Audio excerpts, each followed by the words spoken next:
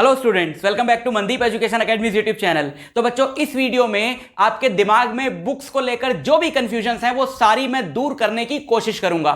चाहे आप school exams की तैयारी कर रहे हो, चाहे जेई के लिए प्रिपेयर कर रहे हो, चाहे नीट के लिए प्रिपेयर कर रहे हो, फिजिक्स, केमिस्ट्री, मैथमेटिक्स और बायोलॉजी चारों सब्जेक्ट की कौन सी बुक्स आपको कब यूज करनी है, किस ऑर्डर में यूज करनी चाहिए और क्यों यूज करनी है, जो भी मैं बुक का नाम ले रहा हूं मैं साथ में बताऊंगा जरूर कि यह बुक आपको कब और क्यों यूज करनी है। तो ये सारी चीजें मैं आपको बताने वाला हूं इस वीडियो में।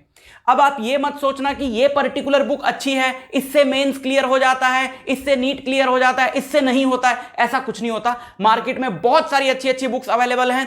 हो सकता है इसमें से काफी सारी मैंने मिस भी कर दी हूं, लेकिन जितनी आपको चाहिए, जो आपके लिए सफिशिएंट है, जिसको यूज करके आप बहुत इजीली नीट या जेई क्रैक कर सकते हो या स्कूल एग्जाम में बहुत अच्छे मार्क्स ला सकते हो, वो सारी मैंने यहां पर इंक्लूड कर ली हैं।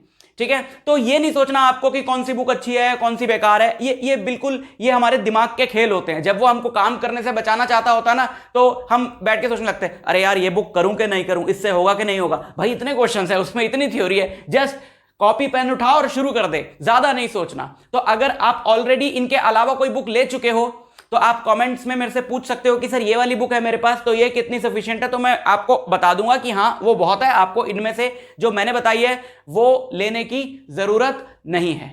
ठीक है बच्चों, तो ये जो डेटा मैंने कहां से इकट्ठा किया, एक तो मैंने अपने स्टूडेंट्स के एक्सपीरियंसेस से ओवर द ईयर्स देखा है, तो वो मैं आपको बुक्स बता रहा हूं। दूसरा, जो मेरे स्टूडेंट्स टॉपर रहे हैं, जो दूसरे टॉपर्स हैं, उनके इंटरव्यूज से मैंने बुक्स का ये डेटा इकट्ठा किया है। और दूसरा, नेट पे जहां जहां पर लिखा हुआ है कि कौन सी बुक अच्छी है, तो वो सारा कंपाइल करके जो आपके लिए समझने लायक चीज है वो मैं यहां पर लेकर आया हूं।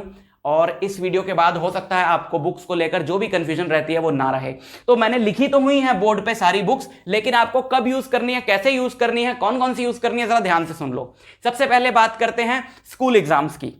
स्कूल एग्जाम्स, अगर आपका टारगेट है कि मैं जेई नहीं दे रहा, मैं नीट नहीं दे रहा, मेरे 11th में अच्छे मार्क्स आ जाएं, मेरे 12th में अच्छे मार्क्स आ जाएं, तो आपको फिजिक्स के लिए, केमिस्ट्री के लिए, मैथ्स के लिए, बायोलॉजी के लिए एनसीईआरटी तो करनी ही करनी है। एक एक लाइन, एक एक कॉन्सेप्ट, एक एक क्वेश्चन करना है, उसमें तो कोई दो राय नहीं ही है। एनसीईआरटी तो हर कोई इंक्लूड करेगा ही करेगा अगर आपको अच्छी बुक्स के बारे में बताएगा। लेकिन अब हम ये देखते हैं कि हमें किस ऑर्डर में करनी है। ठीक है, और कौन से चैप्टर एनसीईआरटी से करने हैं, कौन से दूसरी बुक से करने हैं। देखो यहां तक की अगर मैं बात करूं, यहां पर मैं एक लाइन ड्रॉ कर देता हूं, अपनी वेवी लाइन ड्रॉ कर देता हूं। इससे ऊपर वाला हमने स्कूल एग्जाम्स को टारगेट करके मैंने बुक्स लिखी हैं, और इसके नीचे वाला जो है वो कॉम्पिटिटिव एग्जाम्स के लिए है। ठीक है, तो अगर आप स्कूल एग्जाम टारगेट कर रहे हो, ऐसा नहीं है कि ये बुक्स कॉम्पिटिटिव एग्जाम्स में काम नहीं आएंगी, हम स्टेप वाइज चल रहे हैं। कैसे, मैं समझाता हूं। सबसे पहले फिजिक्स को उठाया हमने, तो फिजिक्स का आपका स्कूल एग्जाम टारगेट है, तो मैं आपको बोलूंगा एक तो आपके पास एनसीईआरटी होनी चाहिए और एक रेफरेंस बुक होनी चाहिए। एसएल अरोड़ा है, प्रदीप है, मॉडर्न एबीसी है, दिनेश है, बुक्स हैं मार्केट में बहुत सारी हैं, बट सारी एक जैसी हैं, 19-20 का अंतर है। ऐसा नहीं है कि कोई बहुत अच्छी है कोई बहुत बेकार है, नहीं ऐसा नहीं है। तो एक तो आपके पास एनसीईआरटी होनी चाहिए, उसके अलावा इनमें से आपके पास एक रेफरेंस बुक होनी चाहिए। जो भी टॉपिक आप पढ़ोगे पहले रेफरेंस बुक से पढ़ोगे, रेफरेंस बुक से उसके क्वेश्चंस करोगे, फिर वही टॉपिक आप एनसीईआरटी से पढ़ोगे, और एनसीईआरटी से पढ़ते हुए एक एक लाइन का ध्यान रखोगे और एक एक क्वेश्चन उसका करोगे, क्योंकि इन बुक्स में लैंग्वेज इजी रहती है। क्वेश्चन जो है वो स्टेप वाइज चलते हैं कि पहले इजी कराया, फिर मीडियम कराया, फिर हार्ड कराया, तो समझना आसान हो जाता है कॉन्सेप्ट को। यहां पर बहुत शॉर्ट में लैंग्वेज दी रहती है और फिर एकदम से ही कोई ऐसा भयंकर सा क्वेश्चन आ जाता है, आप सोचो यार ये तो मैंने किया ही नहीं था। ठीक है, ये तो मैंने पढ़ा ही नहीं था टॉपिक में। तो इसलिए आप कंफ्यूज नहीं होना, आप इसलिए पहले वो टॉपिक या वो चैप्टर इससे पढ़ लो, फिर इस पे आ जाओ। और अगर आपका सिर्फ स्कूल एग्जाम टारगेट है तो इनसे हमारा काम हो जाएगा। और कोई भी एग्जाम आप टारगेट कर रहे हो, चाहे स्कूल एग्जाम, बोर्ड एग्जाम, और स्कूल एग्जाम मतलब बोर्ड एग्जाम, और जेई का, नीट का, तो जो भी मैं बुक्स बता रहा हूं ये बुक्स सिलेबस जब तक आपका चल रहा है तब तक है। जब आपका सिलेबस खत्म हो जाएगा, और हर एग्जाम से 3-4 महीने पहले आपको सिलेबस अपना खत्म कर लेना है, और आखिरी के 3-4 महीने आपने हमेशा सैंपल पेपर्स में लगाने हैं, सैंपल पेपर्स में और पास्ट ईयर क्वेश्चन पेपर्स में। ऐसा नहीं है कि इन बुक्स में वो PYQS past year questions cover नहीं होंगे, बिल्कुल कवर होंगे, लेकिन अभी तो चैप्टर वाइज चल रहा है ना काम, और वहां पे आपको फाइनल में सारे मिक्स देने हैं। तो इनमें से पास्ट ईयर क्वेश्चंस कवर हो गए, बहुत अच्छी बात है। लेकिन ये पूरा सिलेबस खत्म करने के बाद आपको पूरे मिक्स्ड जो जैसे 2011 का, 12 का, 13 का, ये सारे क्वेश्चंस प्रैक्टिस करने हैं। यानी इनके अलावा सैंपल पेपर की बुक आपके पास होनी चाहिए और पास्ट ईयर क्वेश्चंस की बुक होनी चाहिए, और बहुत सारे सैंपल पेपर्स करने हैं। 1.5 घंटे का अगर आपका पेपर है, 3 घंटे का पेपर है, तो उसके अकॉर्डिंग टाइमर लगा लगा के करने हैं, ठीक है। तो इनके अलावा वो बुक, स्कूल का अपना काम यहां से खत्म हो जाएगा। केमिस्ट्री की बात करूं, एनसीईआरटी मस्ट है, एक एक लाइन, एक एक पॉइंट, एक एक क्वेश्चन आपको करना है। एनसीईआरटी के अलावा उसकी भी रेफरेंस बुक है, प्रदीप की आती है, मॉडर्न एबीसी आती है, वो आप ले सकते हो। मेनली फिजिकल केमिस्ट्री के लिए ये बुक्स मैं बता रहा हूं, क्योंकि फिजिकल केमिस्ट्री में आपको और कॉन्सेप्ट, शॉर्टकट्स, फॉर्मूले, न्यूमेरिकल्स चाहिए होते हैं, वो आपको इसमें नहीं मिलेंगे, इनमें मिलेंगे। ऑर्गेनिक और इनऑर्गेनिक 80% बच्चों की एनसीईआरटी से डायरेक्ट हो जाती है। अगर आपको भी लग रहा है कि हाँ मैंने आप एनसीईआरटी से आपने ऑर्गेनिक इनऑर्गेनिक खत्म कर ली, फिर पास्ट ईयर क्वेश्चंस उठा के देखे, स्कूल के पेपर्स उठा के देखे, आपने देखा हाँ सब कुछ कवर हो रहा है, सारे क्वेश्चन आ रहे हैं, तो आप एनसीईआरटी को ही दोबारा रिवाइज कर लो। These books are mainly for physical chemistry. Clear?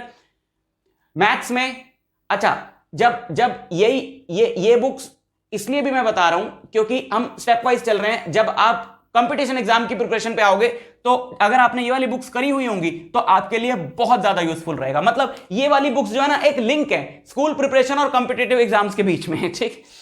बताता हूं मैं और एक्सप्लेन करूंगा आपको। मैथमेटिक्स में आपने एनसीईआरटी कर ली, मस्ट, एक एक क्वेश्चन, एक एक लाइन, एक एक कॉन्सेप्ट एनसीईआरटी का आपने कर लिया। और एनसीईआरटी करने के बाद आप आरडी शर्मा जरूर कहोगे। अब आप क्लास 11th में हो, 12th में हो, सबके लिए ये कॉमन ही है बुक्स, तो आप आरडी शर्मा जरूर करोगे, जो रेफरेंस बुक आती है क्लास 11th की और 12th की, ठीक है, उसको आपने कर लेना है। अच्छा, उसके बाद अगर आप सिर्फ स्कूल एग्जाम टारगेट कर रहे हो तो एनसीईआरटी आपका, बायोलॉजी का आपका एनसीईआरटी से सब कुछ हो जाएगा, आपको कुछ भी और करने की जरूरत नहीं है। लेकिन फिर भी आपको लगता है मुझे थोड़ा और अच्छे से थ्योरी पढ़ लेनी चाहिए, कुछ और एक्स्ट्रा क्वेश्चंस कर लेने चाहिए, तो ऑल इन वन बुक आती है। ऑल इन वन को मैंने यहां पे स्पेशल मेंशन में भी रखा हुआ है। स्पेशल मेंशन में रखने का क्या कारण है वो भी मैं आपको बताऊंगा, ठीक। तो ये स्कूल एग्जाम का अपना काम हो गया। अब हम शुरू करते हैं कॉम्पिटिटिव एग्जाम्स को। जेई मेंस की बात करूंगा मैं, अभी एडवांस की बात नहीं करूंगा। अभी जाते जाते मैं आपको थोड़ा सा आइडिया दे दूंगा जेई एडवांस के लिए। जेई मेंस पे अगर आप फोकस कर रहे हो तो ये करने के बाद अब ये जरूर समझ लेना कि आपने डायरेक्ट इन किताबों पे नहीं आना है। कोई भी चैप्टर, कोई भी यूनिट इन बुक से अगर कर चुके हो, ये जो बुक्स है ना, ये बुक्स हैं, इनमें ऑब्जेक्टिव क्वेश्चंस दिए हुए हैं हर चैप्टर के पीछे जो जेई और नीट में आते हैं। तो जब आप वो सारे कर चुके होगे, ऐसे पागलपन नहीं करना है कि एक बुक आपकी आधी अधूरी हुई है दूसरी पे आप चले गए ना। मैं इसीलिए कह रहा हूं ऑर्डर वाइज, पहले ये काम अपना हो गया, पूरा सिलेबस मत करो, 2-3 चैप्टर उठा लिए, यहां से कर लिए, जो सिमिलर चैप्टर्स हैं यानी जिनको यूनिट बोलते हैं हम, वो उठा लिया, यहां से कर लिए। अब आ जाओ इस पे मैं आपको ऑप्शन देता हूं। जेई मेन की अगर आप प्रिपरेशन कर रहे हो, एररलेस नाम से बुक आती है, यूनिवर्सल सेल्फ स्कोरर भी बोलते हैं उसको। ये जितनी भी बुक्स मैं यहां पे बता रहा हूं, इनका लिंक भी मैं डिस्क्रिप्शन में दे दूंगा ताकि आप देख सको और डिस्काउंटेड प्राइस पे ले भी सको। अमेजॉन के लिंक्स होंगे वो, ठीक है। डीसी पांडे ले सकते हो, डीसी पांडे ले सकते हो, जैसे स्लैश लगा के, जैसे यहां पे मैंने लिखा ना, यहां तो एसएल अरोड़ा, यहां प्रदीप, या मॉडर्न एबीसी, यहां पे स्लैश लगाओ, यहां तो एररलेस ले लो, डीसी पांडे ले लो, बीएम शर्मा ले लो। जेई मेंस की ये बुक्स आती हैं, अच्छी बुक्स हैं, कोई भी एक बुक उठा के पूरी कर डालो, कोई टेंशन नहीं। और उसके बाद सैंपल पेपर और पास्ट ईयर क्वेश्चंस तो करने ही करने हैं। केमिस्ट्री में भी दिनेश की ऑब्जेक्टिव केमिस्ट्री आती है, बहुत अच्छी बुक है, वो ले सकते हो। या एररलेस की ना काफी अच्छी किताबें हैं, बहुत ज्यादा क्वेश्चंस है, मतलब सबसे ज्यादा क्वेश्चंस आपको इसमें मिल जाएंगे। और इसके अलावा एक तो एररलेस है और इसके अलावा एनसीईआरटी और फिंगर टिप्स है जो सबके लिए आती है, वो भी आप ले सकते हो। लेकिन मैं आपको उन दोनों में से एररलेस सजेस्ट करूंगा क्योंकि एररलेस में ज्यादा क्वेश्चंस हैं। भाई जब ले ही रहे हो तो थोड़ा सा ऐसी बुक ले लो जिसमें काफी ज्यादा क्वेश्चंस हो, तो 2-4 रुपए एक्स्ट्रा खर्च करके तो इसको आप कर लेना, ठीक है। यही केमिस्ट्री के लिए स्लैश लगाया ना, या तो ये, ठीक है।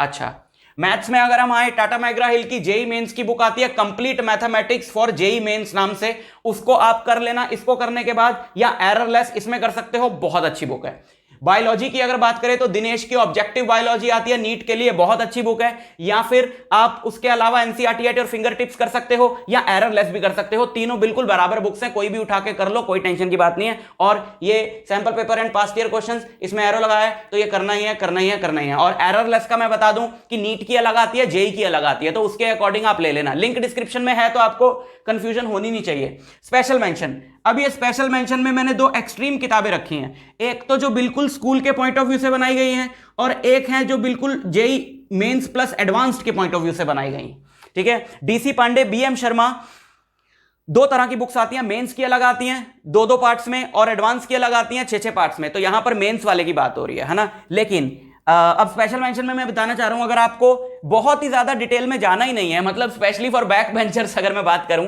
लेकिन फ्रंट बेंचर्स भी कर सकते हैं इसको। अगर आपको बहुत डिटेल में नहीं जाना है, आपने बोला है कि मेरे को इतनी मोटी मोटी किताबें नहीं पढ़नी है, मेरे को इतने क्वेश्चन नहीं करने हैं, मुझे बस स्कूल एग्जाम में पास होना है, अच्छे नंबरों से पास होना है, बढ़िया सी नोट्स वाली बुक मिल जाए और जिसमें सफिशिएंट क्वेश्चंस मिल जाए, ना कम ना ज्यादा, तो आप ऑल इन वन ले सकते हो। हर सब्जेक्ट की बहुत अच्छी बुक है, ठीक है। और अगर आपको बहुत डिटेल में जाना, आप जेई एडवांस भी टारगेट कर रहे हो, तो सेंगेज सीरीज की बुक्स आती हैं, बीएम शर्मा फिजिक्स की उसी के अंदर है, वो मैथ्स की भी आती है, केमिस्ट्री की भी आती है, छह छह किताबों का सेट रहता है, ठीक। तो बिल्कुल एक्सट्रीम में एक एक चीज डेप्थ में, एक एक कॉन्सेप्ट, बहुत ज्यादा क्वेश्चन, मतलब एकदम थोक के भाव क्वेश्चन, तो आप ये कर सकते हो। बट ऑर्डर वाइज चलना है, ये हो गया तो ये करना है, ये हो गया तो ये करना है। ऑल इन वन की बात नहीं कर रहा हूं, इसकी बात, ठीक है। अभी भी अगर आपको कोई कंफ्यूजन रह गई हो बुक्स को लेकर, तो मुझे प्लीज बता देना कमेंट सेक्शन में, तो मैं वो भी क्लियर करने की कोशिश करूंगा।